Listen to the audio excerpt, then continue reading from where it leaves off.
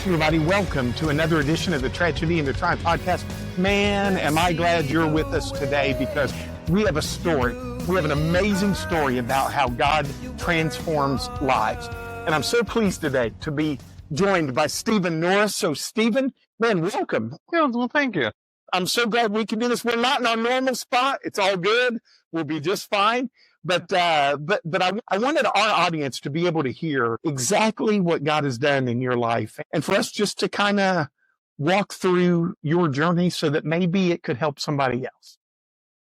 That, and I hope that that through my tragedies and through my triumphs over the last several months, and over the last several years, stuff of my life, I'm hoping that that through my life that it can help change, at least somebody else's life. Yeah, that's good. That's good. Steven, how old are you? I'm 35 years young. 35 years young. I like that.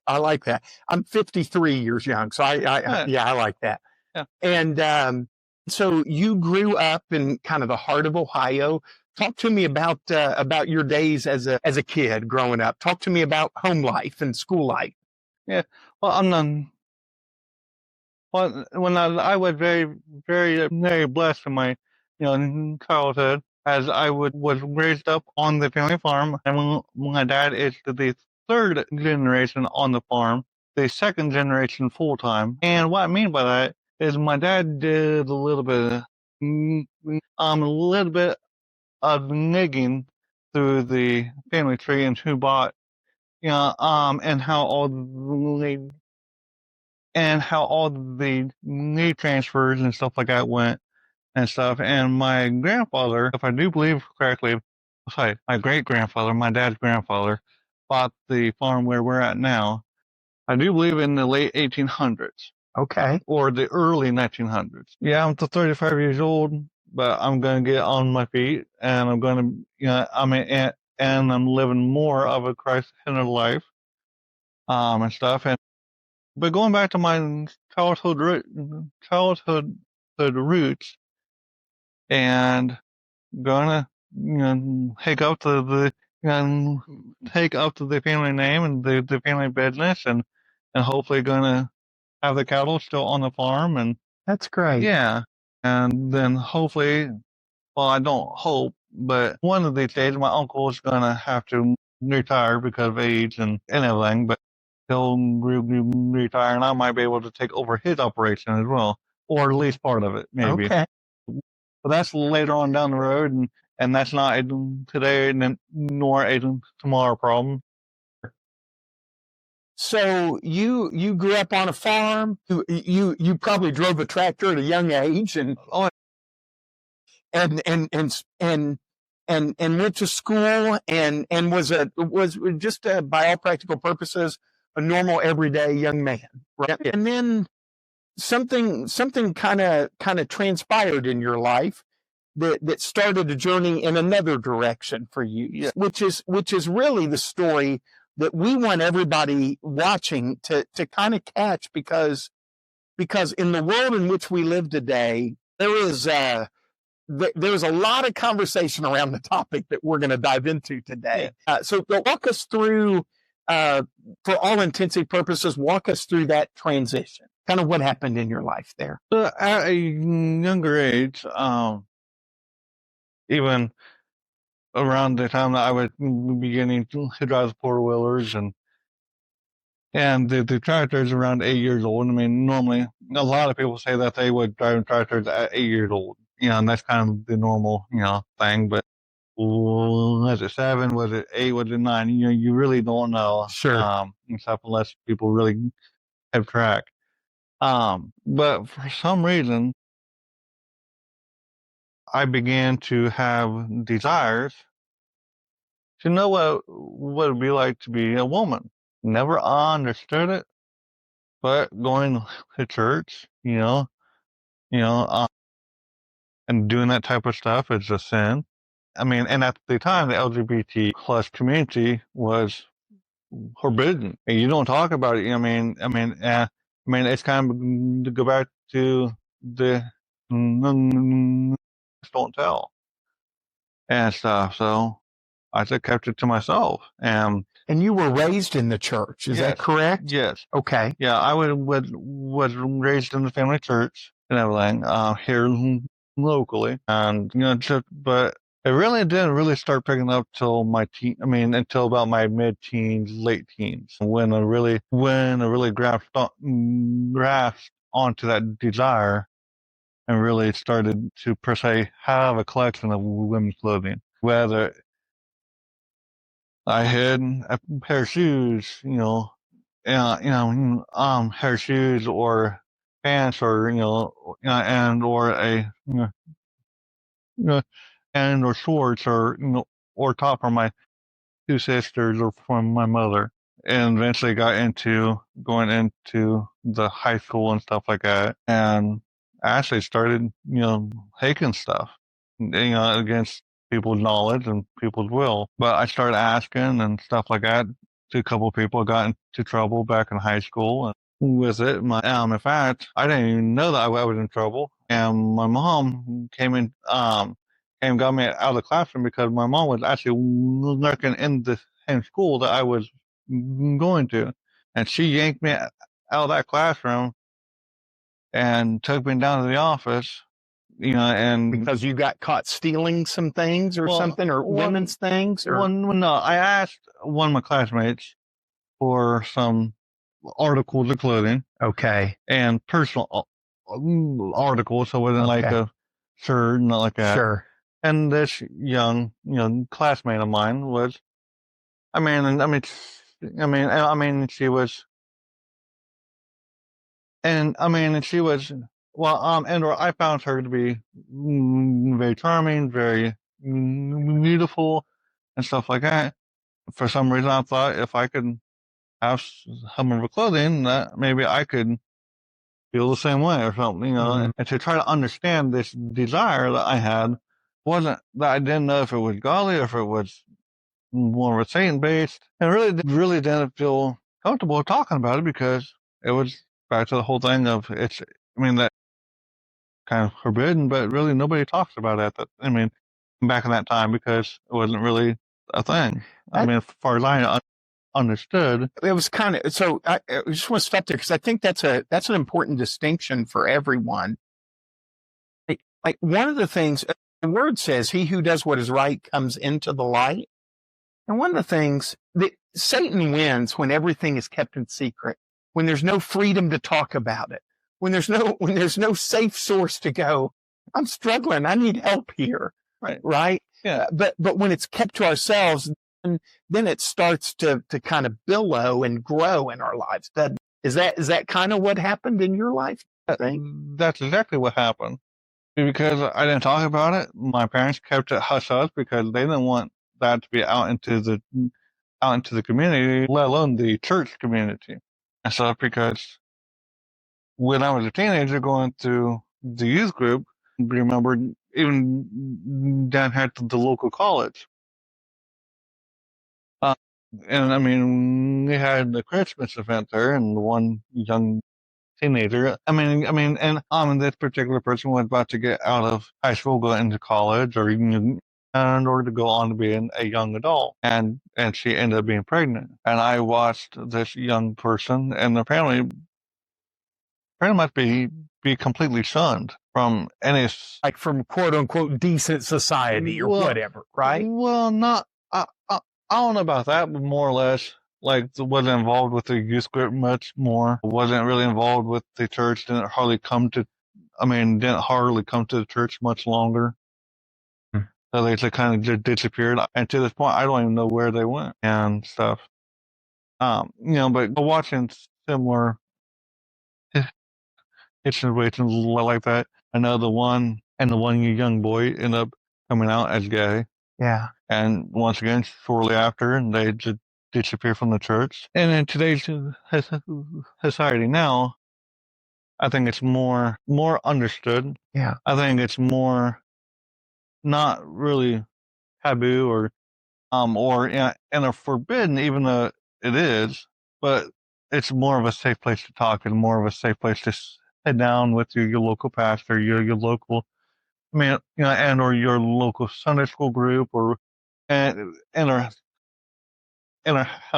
but I see more groups and more close knit community members within the church. I mean, or at least in my church, that you can sit down with a group of people and just give everything that's on your heart out to the small group, and and then don't go out to nobody else. And who you talk to, it's who you talk to, and that's it. And you're able to open up. You're able to have more of a safe space to be, and you're not being shunned. You're not being discarded within the church. Yeah, that's You're good. actually being welcomed in. You're actually being, and I felt, and I've had multiple hugs and multiple arms around me, and hey, brother, let's get you on the right path. Even from you, I have gotten that plenty of times. Yeah. And I'm like, and in that sense of welcomeness. That's good. So you're in high school, you're maybe grabbing some clothes, hiding them, like maybe you'd like to dress like a woman, right? Yes. And wondering where those feelings are coming from. That starts to grow a little bit in your life. And so did you have any friends in high school that knew? It was totally kept quiet? It was kept 100% kept quiet until I got in trouble the one time at the high school. But even at that point, really nobody really knew. Nobody knew. People knew that I was pulled out of the classroom and stuff, but just the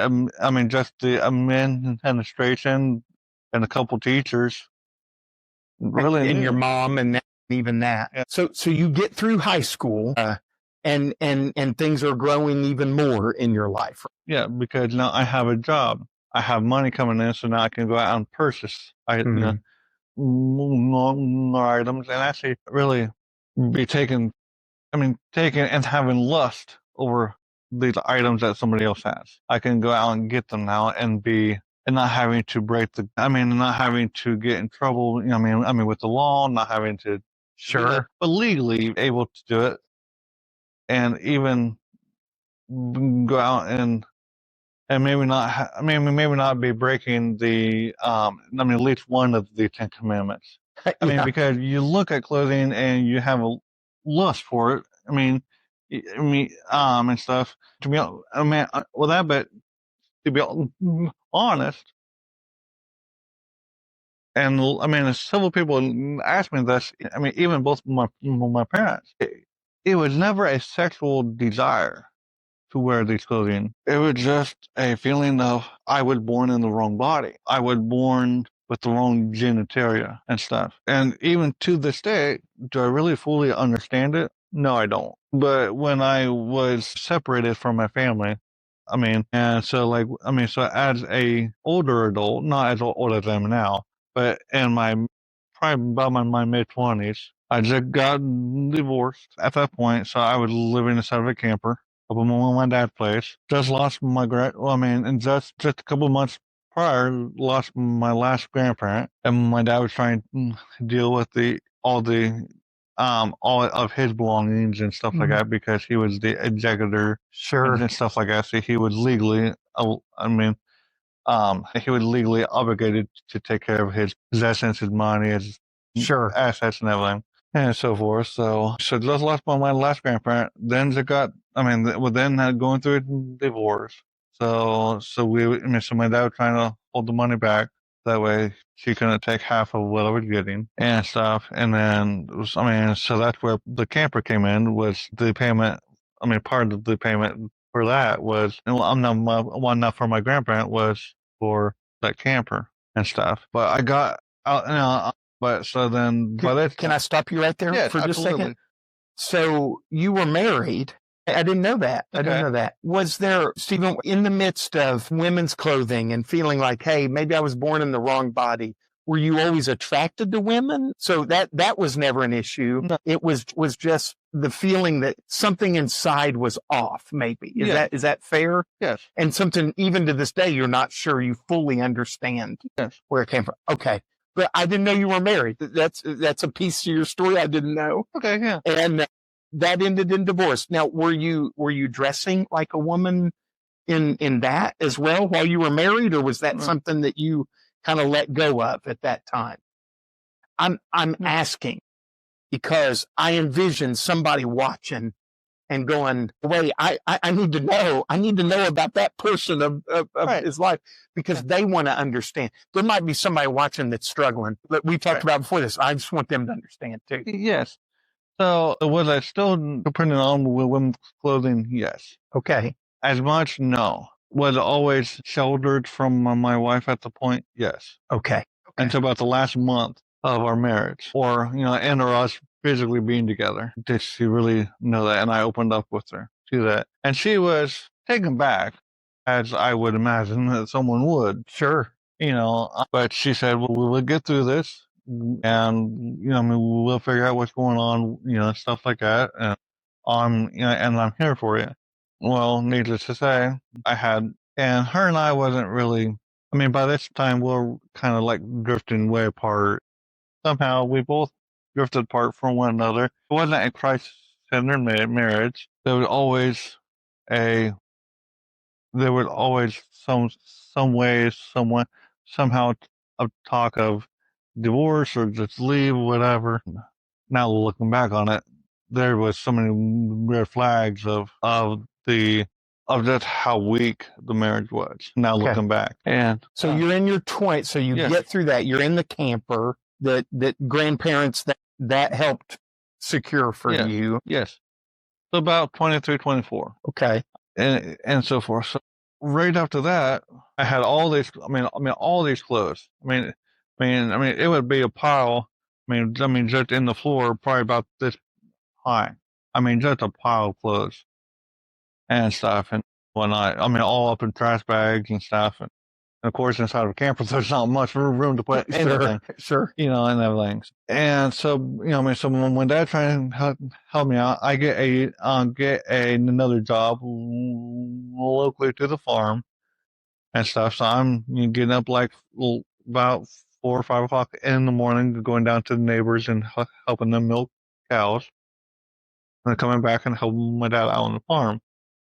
So I'm trying to figure out what is this desire that I have. I mean, by this point, so like, why do I have all these clothing that doesn't match my outward appearance? Why do I have the desire to feel in this such of a way? And numerous other questions that kind of pretty much are about the same. Of like, why is this going on? Where is it coming from? Who's it coming from? And is this something that's good for me?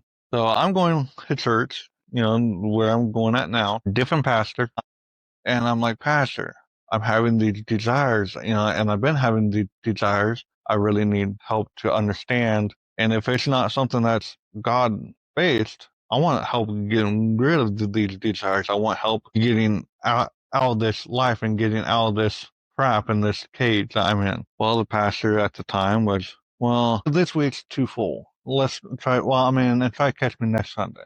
So, so next Sunday comes, Pastor, can we please meet together? I'm going through this, going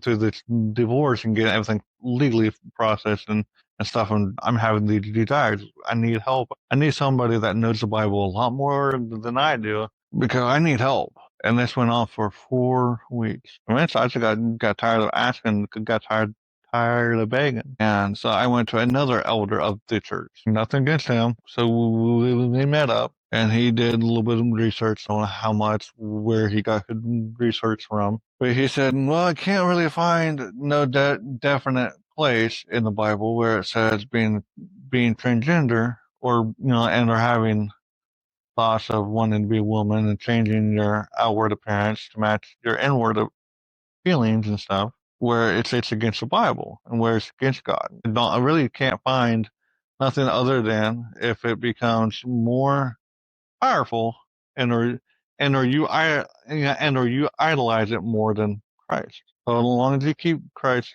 before that, I can't really find it being a sin. I can't find it being bad.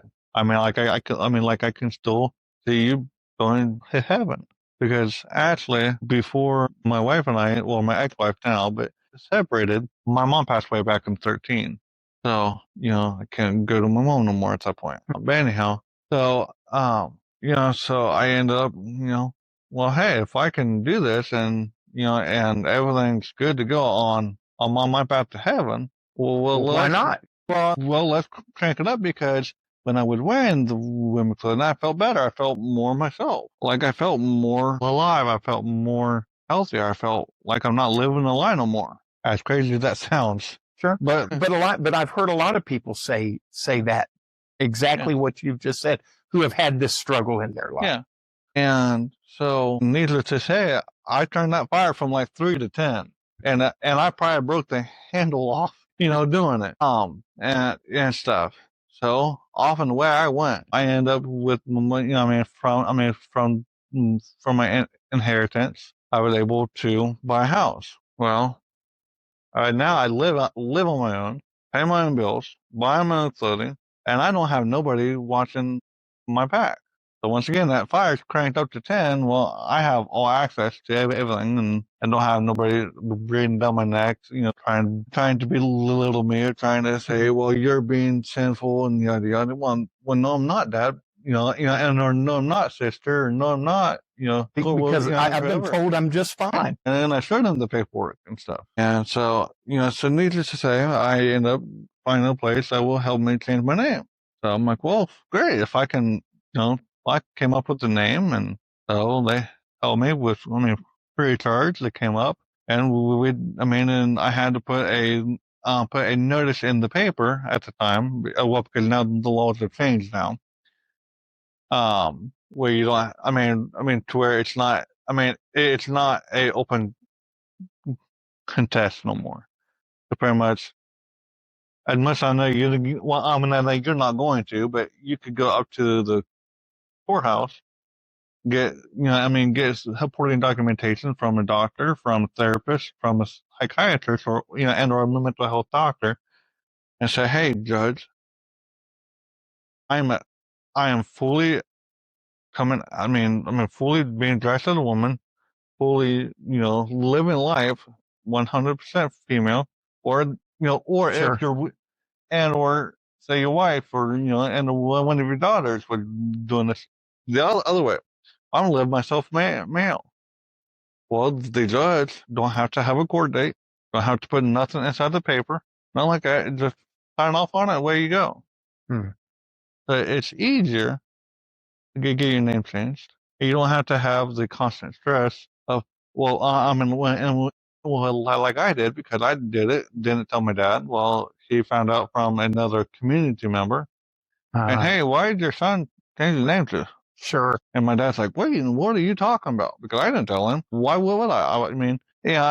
Because my dad is a wonderful man. And I know that you met him multiple times. He's a wonderful man. I would never want to talk bad about him. But at the same time, he was very, right's right and wrong's wrong. And, and I'm going to discipline you the way, and he was very old school. So sure. You went out out on the farm, you went out and hit your own limb, and after the time we had the military out in the front yard. So he said, go out to the military and take out your switch. And and I tell you what, I found out real quick that you need to pick the bigger ones, but you don't want to get too big or pop, or your old man going to get and find one, and it's not going to be as big. Sure. I found out that lesson too. I was raised that way a little bit too, where except, my dad, my dad at one point had a 50-inch waist, and and so he had a big leather belt that he'd pull off, and well, you didn't want to get in the pathway of that. Faulting your dad, you're just saying that's the way I was raised. And say nothing against my dad, man, and I love my dad to death. Yeah, he loves you too. Oh yeah. Oh yes. And but that's the way I was raised. So anyhow, so that night that he found out, he called me. I said, yes, Dad, that's what I'm doing. and he had a couple, a couple phrases to say to me, and and he was doing it in love. Sure. He was just more, just sometimes people have a hard time or an odd way of showing love. And it may not be a hug around it may not be a hug. It just might just be just downright just the good old school of hard knocks, just hard love. Sure. And that's what my dad was giving me because he felt like that's what I needed. And to this day, and looking back, that is what I needed. Sure. Yeah. And stuff. But I was living inside the house here and everything. Well, that night I had the lights off while watching a movie, and I see, and I have like the auto, and like the curtains that don't allow light to go out and light to come through and stuff. I seen that the little crack of other than the driveway, and I see my dad lights pull in. So I shut the TV off real quick and stuff, and he banged on my door. I thought he was going to nuts through it, and then he went to the windows and stuff like that, trying to get to me and trying to save me. It's what he was really trying to do, and trying to show love. At the time, it didn't sound like love. It didn't sound like he was just being all nice and friendly. And that's an interesting distinction because love. Well, the word says the Lord disciplines those that He loves, right? Like a father would, right? And sometimes discipline isn't very nice. No, it's not very kind. It doesn't seem like so. Yeah. I'm glad you made that distinction because people do need to. In our world today, Stephen, it's almost as if love means acceptance. It doesn't mean hard decisions. It's or parameters or boundaries. It's just, if you love somebody, you just let them do whatever they want to do. And that's not real love. That's not the way God loves us. No. Right? He leads us. That's love is tethered to truth, right? Or there's no love at all. And it's a truth that God is love. So, yeah, I just wanted to mention that. That's an interesting distinction. And it's going to make it worse. The more you run, the more I'm the worse. Anyhow, and so thankfully he didn't come through. He didn't, not like he just ended up, leaving and going home. On my court date, when my dad shows up, I asked my uncle to show up because at the time he was the only one that I had acceptance from. Okay. And he loved me. And still to this day, I talk to him and stuff like that. And he loved me and I love him and stuff like that and everything. But he just wanted me to be happy. He wanted me to be myself, and going through with being transgender and living that lifestyle for so many years, I've learned that psychiatrists and mental health personnel, they don't get told to, hey, let's put crisis first. Oh no, puts the patient first. Not with all therapists, not with all psychiatrists, because I felt, in fact, I'm coming back here to change back. I found a psychiatrist that's Christ-based and Christ-driven and stuff like that. And in fact, I actually was, and she was the easiest for me to get a letter of recommendation for the surgery to go back, which I'm jumping way ahead of this. Way ahead. Yes. Anyhow, so just with the psychiatrists and then the health, personnel and doctors and stuff, which I could get into a whole nother podcast with this, on kind of like conspiracy theories and how broken our health system is with allowing kids to go through surgeries before they're even, before they're much before 15. Yeah. And I'm sorry. Well, I'm not sorry. Not truthfully, but which I'm not. Yeah. I would still never.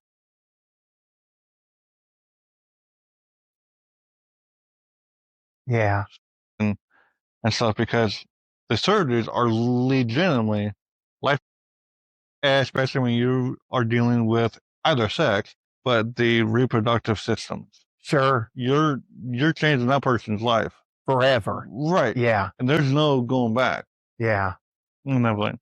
thankfully, the surgery I do have, I can reverse it and go back and be as normal as I can possibly be. I understand. Yeah, but it's, So your dad shows up, he leaves. I know everybody's wanting to know, what was that conversation like with your dad? And if it's okay with you, we're going to take just a short break.